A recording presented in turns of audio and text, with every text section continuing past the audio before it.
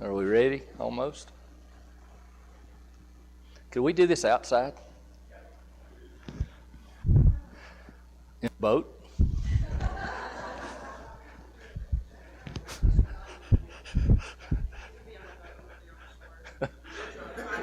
That's been done. It's biblical, right?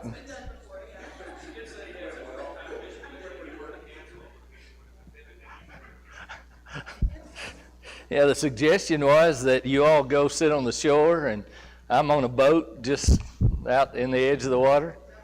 You know, nothing wrong with holding a rod and reel while you're doing it, right? Kyle works harder with a rod and reel than anybody I've ever seen. He do what? Has it been done? All right, so let's get started. So we are talking in this session about being best friends, and I've described how that best friend relationship kind of goes away with different interests and coexisting. And I'm going to begin this session by saying this. I truly am convinced, and I've done these now in Lewistown, in Billings, in Bozeman, and now here. I truly am convinced that people who live in this part of the United States do a better job of this than most of the rest of us. And I'm not saying that for any reason other than I believe it. There's a love for the land out here that is pretty consistent, I think. I'm seeing this with 2% of the experience that I ought to have, maybe even to say this. But I noticed Crystal saying last night, I guess while we were eating, she used the phrase, she said, "We have fun together." And that's obvious. And it's this. And most of the people I expect that live in Idaho and Montana live here for a reason. It's purposeful. It is with commonality within family. So in a lot of ways, I kind of feel like I'm preaching to the choir. However, I will also say, I believe that even within the choir, we have to be purposeful and intentional and need to be reminded of how important this is, because if we don't, it will slip away. All right, so let's go with this. And as we go through these topics, I want always to begin with what God has to say. And so we're going to look first at Genesis 2 and verse 18. In fact, I spoke Wednesday night in Tennessee on the topic of relationships. And when we were in Phoenix in the airport, I was working on that lesson for Wednesday night, and I was thinking about this passage, Genesis 2 and verse 18, and how God realized it's not complete until Adam has a relationship and a companionship. And the Hebrew word ezer in Genesis, from which we get Genesis 2 and verse 18, carries with it more than the idea of a partner. It has the idea of companionship, commonality, shared love, respect, mutual interest, unselfish concern one for another. And he said, Adam, you need that. And I see, as many of us do, what it's like when a parent, as in my case, my dad, has lost his ezer. What a blessing that is for those of us who have it. And so, being reminded that this is more than a marriage, it's a best friend relationship, is so important. Well, even the secular world understands this. Research study done December 2014 basically found that those marriages where the couples indicate they are married to their best friend have way greater life satisfaction than those who indicate that their best friend is not their spouse. And from goodtherapy.org, what's more, there are ways to resurrect the excitement of falling in love for couples who've been married for a while when they are true friends. Life gets in the way, kids, mortgages, work, in-laws. All of this should not dictate leaving the excitement behind. It can be revived by taking time regularly for just the two of you to be friends. Tina and I do something, we haven't done one in a good while actually, but we do something that we call 8 weeks with 8 couples. And we will spend sometimes Sunday nights, sometimes Wednesday nights with 8 couples that we try to mentor and try to work with. Couples who've been married a year to 10 years on the most part. And when we work with those couples and when we talk to them about how important it is for them to find time and take time to be best friends with each other, the mothers always look at us like we're nuts. And oftentimes they will say things to us like, "You don't understand." And we respond to them by saying, "Yes, we do." And nicely we try to say, "You're the one that doesn't understand." We've been there through those years where we didn't always do a good job of it as well.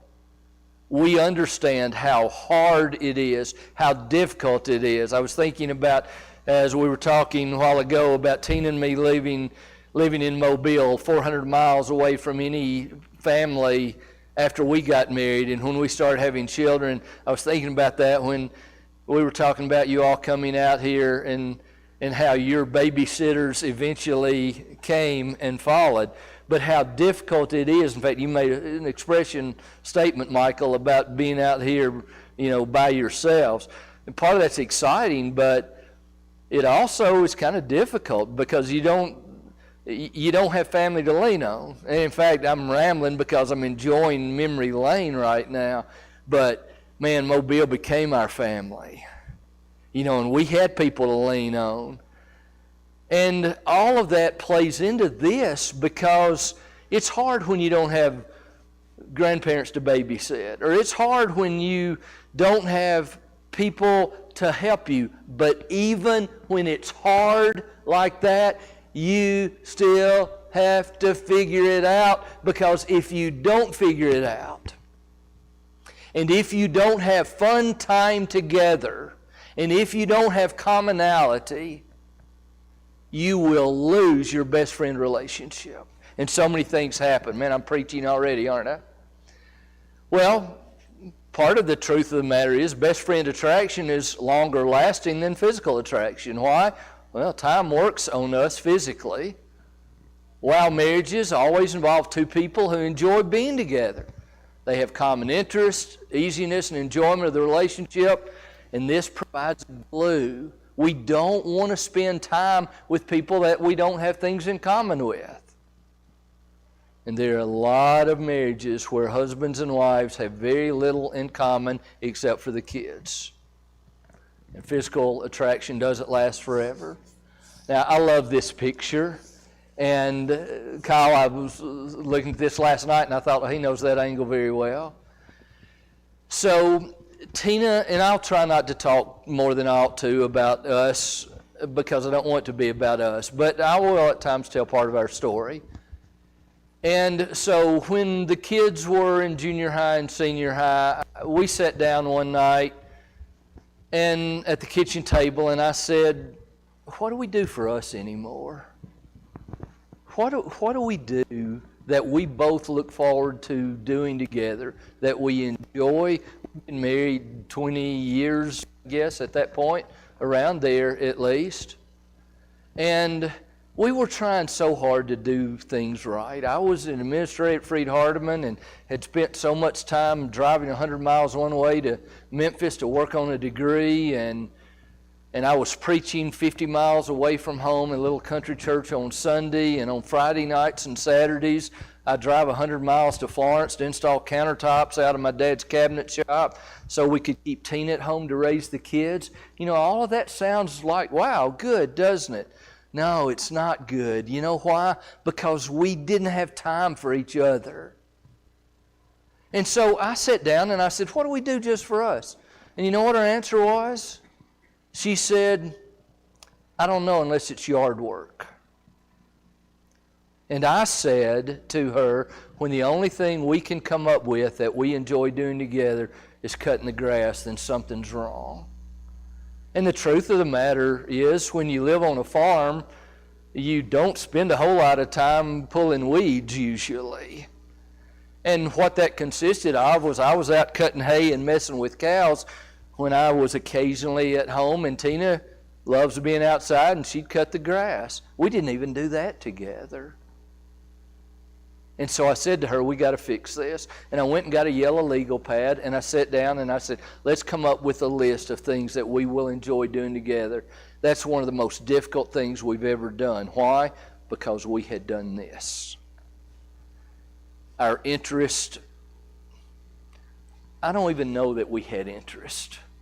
We were so being pulled by life that we were frantically trying to keep our heads above water because we don't sit down and do nothing well, and we feel our schedules way too full, and we were going with whatever screamed the loudest, and there were a lot of things screamed loudly. We talked and wrestled, and there was nothing. And so finally I said, how about a motorcycle? And Tina said, you're using this activity to get a bike, aren't you? And I said, I'm really not. I'm really just trying to come up with something that we can enjoy. And so we kept trying, and I kept coming back to a motorcycle. And I'd always thought, you know how neat it would be to get a bike, Honda Goldwing, and just take off and feel free. But that was kind of a pie-in-the-sky dream. And so finally Tina said, all right, we can try. And so we bought a 20-year-old Goldwing, ironically, from a place in Marietta, Georgia, just north of Atlanta, called Wow Motorcycles. How's that? Has nothing to do with where the name for the seminar comes from. But we bought that 85 Goldwing in 2005. And in 6 months, we put 10,000 miles on it. And we went, hey, this is pretty neat. And so I sold it to a friend, and we bought an 05 and rode it 87,000 miles. Now, this is our neat trip. We took the picture on the back of the White House because Secret Service ran us off the sidewalk in the front. Caught a guy walking down the sidewalk, had to time it just right where we pulled in there, asked him if he'd snap a picture, get on it and go before they chased us off of that one.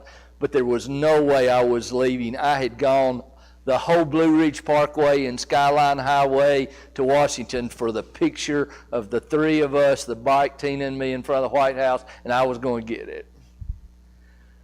But you know what it did? It gave us commonality. We have had so many neat trips, and even though we sold the bike 3 or 4 years ago, we still will be driving down the road, and one of us, Tina, usually will say something like, when she knows we need to connect, she'll say something like, what was our favorite bike trip? And we still talk about them, and we still enjoy it. Now, we sold the bike and bought bicycles and used to do that for a while. In fact, bought a Jeep to go with it, and we had fun with the Jeep and the bikes, and we still enjoy the bikes. But while I don't want this to be about us, I want to tell you this, and this is my point, and I'll continue to develop it. We had lost that, and we had to be intentional in getting it back, and it works. It works. And being married to your best friend is way better than not. But it doesn't come automatically. Relationships take effort and intentionality. And if you just go with the flow, you will not have it. All right, so let me try to do this quickly and continue to develop that. What are the challenges? Well, I've talked about this one. When children come along, we so easily lose the opportunity to do things together, to have fun time together. Jobs get in the way, taking our relationship for granted where we are not being intentional. Having that little bit of time for hobbies, and men are the ones who oftentimes continue to have their hobbies in those child-raising years, and wives become resentful because they don't have that time. And we'll talk more about this one, but it's hard to be best friends with somebody where you don't have common spiritual goals. And it's possible. I help people to do that in hopes of helping them to have common spiritual goals. But it's true, if we are trying to be friends with somebody whose faith goals or values are at very different places, it's hard for a lot of different reasons. That makes sense. So what's the biggest challenge? It's this one. Because there are magnetic forces that just pull us in different directions. And so what I want to do as we continue to go through these topics today is not just identify them, but I want to give you opportunities to work on them and suggestions to help you do a good job at this. So number one, friendship and relationships in general take effort. And to make that point, remember how hard we worked when we were dating? How hard we worked trying to impress people? The thing I remember is I would go to the grocery store with Tina when we were dating. Why? I'd do anything to spend time with her. It didn't matter what it was. And she loved the fact that I would go with her. If she asked me to go grocery, she doesn't ask me to. I'll start questioning, why are you buying this? Why don't you buy this? Or let's, and she goes, oh, well, you go sit in the truck. But remember how hard we work trying to find ways to spend time together and do things together. Again, we have to be intentional. Number two, we have to be interested in what they are interested in. If it's important to someone who's important to me, then it will be important to me. Now, I want to continue to develop that one for a minute, because when I counsel couples, or when we counsel couples and we try to help them to find their commonalities, that's oftentimes a very difficult thing to do. And what we tell them is these commonalities, these things that you all find to do together, is not a situation where you go, well, that means I'm going to have to do something I don't like to do. Now, we need to do those things. Tina helps me run barbed wire, and she sometimes will get on the tractor and rake hay for me, and I really need her help when we're vaccinating cattle. She does that not because she loves doing it. She does it because she knows it's important to me. Now, in fact, honestly, I can come up with a lot of different things that she does for me way more than I do for her, if the truth is known. I'm not talking about those things when we're talking about becoming best friends. I'm talking about the motorcycle. I'm talking about the hiking. I'm talking about the bicycles. I'm talking about the yard sales. I'm talking about the ball games, or whatever it can be for you. Because if relationships are always one way, always me doing something that I don't like doing for her, I'm not going to have the commonality. I may have unselfishness, but I'm not going to have the commonality. And to make the point, I'll say this: how hard is it to be a best friend with somebody that you don't have anything in common with? It's not easy, is it? Oh, you may work really hard to have a relationship with a person, but it's hard. It's not easy. It's not natural. It's not, hey, I love talking to him or her because we can easily talk about this or that or this or that. Problem is, so many couples have been married so long and have done this that they don't have that commonality. But again, effort if we try, we'll bring it back together. And being interested in what they're interested in is important. However, we both need to find that commonality, find common interest. Number 4, we also have to be careful with each other. You're not going to be best friends with somebody who treats you disrespectfully. You're not going to be best friends with somebody who is not careful in the relationship. That's just not going to last long. We're going to pull away. We're going to be resentful. We're going to have nothing to do with them. And if you think about who your best friend is, in fact, do that. Think about who your best friend is. I hope it's your spouse. But think even about best friends outside your spouse.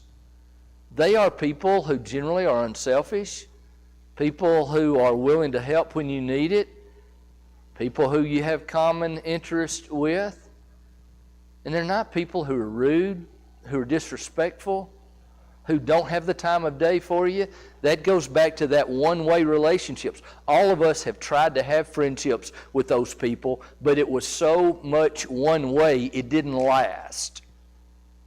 And if we don't have this mutual care and concern for each other in marriage, we won't have a best friend relationship.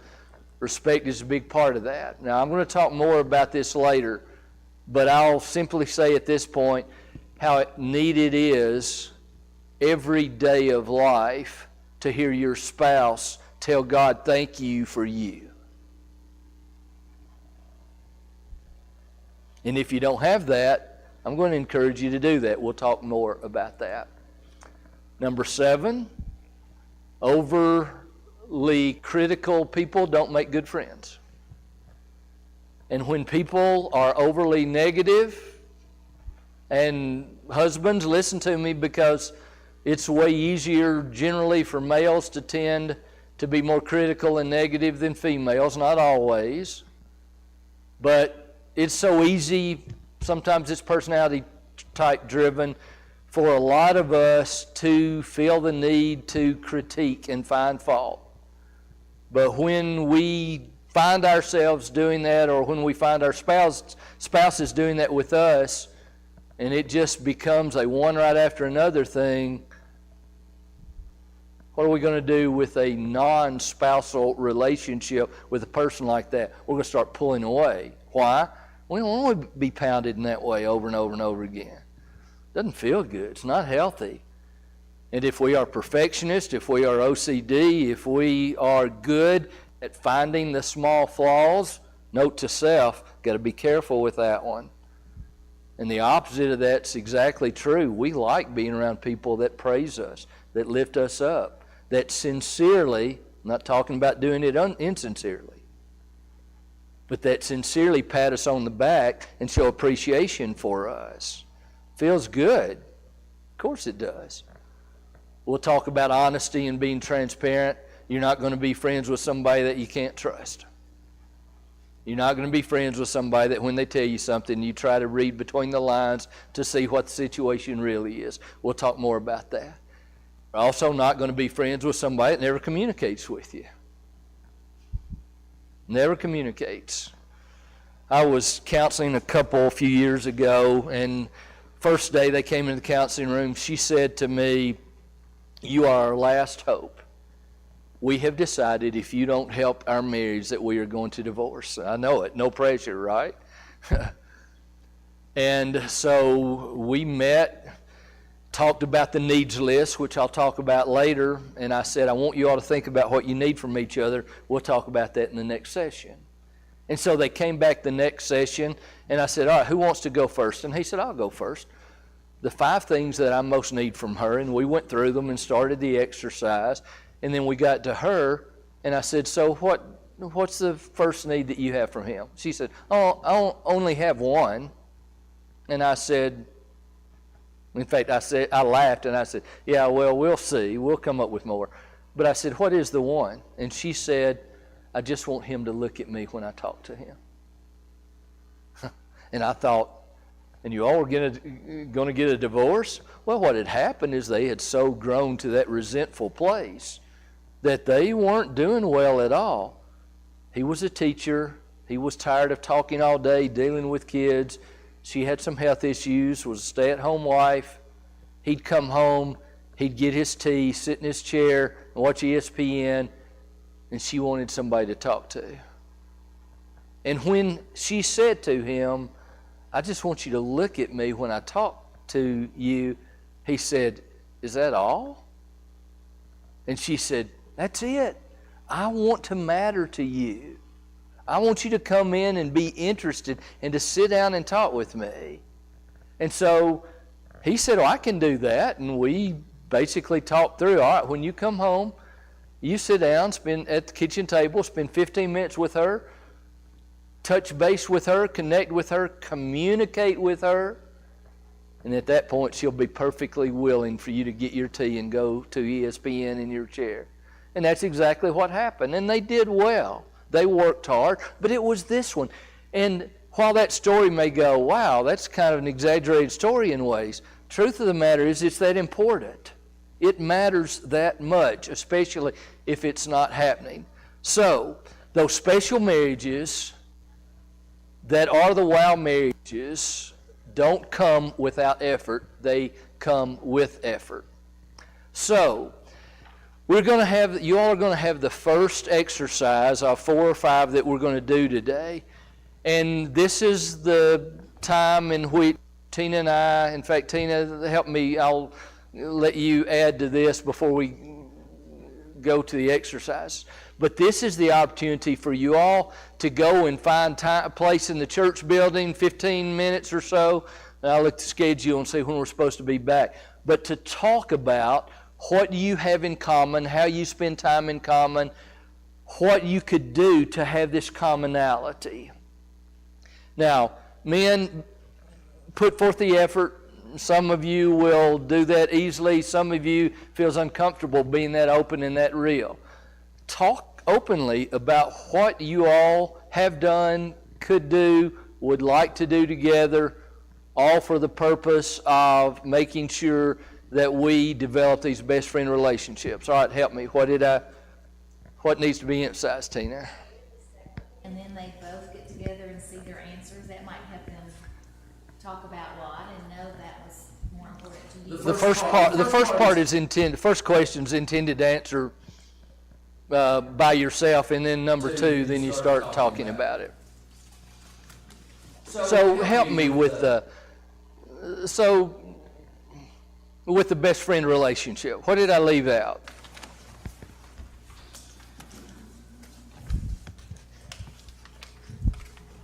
Not anything, I think. But it is hard work. So how hard was it when we sat down and tried to come up with something that we even could have in common?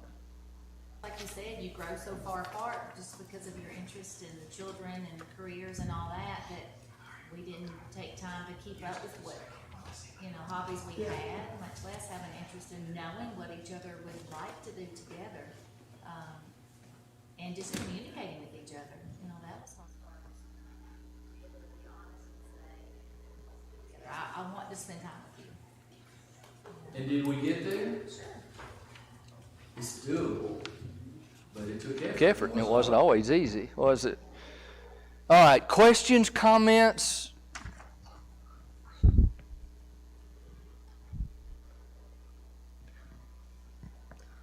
All right, we're actually running ahead of time a little bit, aren't we? So take, and that's fine. So you all go take 15 or 20 minutes and work on your exercise. The library's open. You guys want to look at your own or whatever, except for the teen room. The teens and the kids and everybody were playing in there. But the church building is unlocked. It's open, so just pick a space and have fun with it. All right, what about lunch plans, 11:30? 11:30, lunch will be ready. Okay. Fellowship hall. All right, so. To get back here in time to talk a little bit about the questions before lunch? Nope. Okay. Just go to lunch 11:30? Yep. All right, see you in a little bit.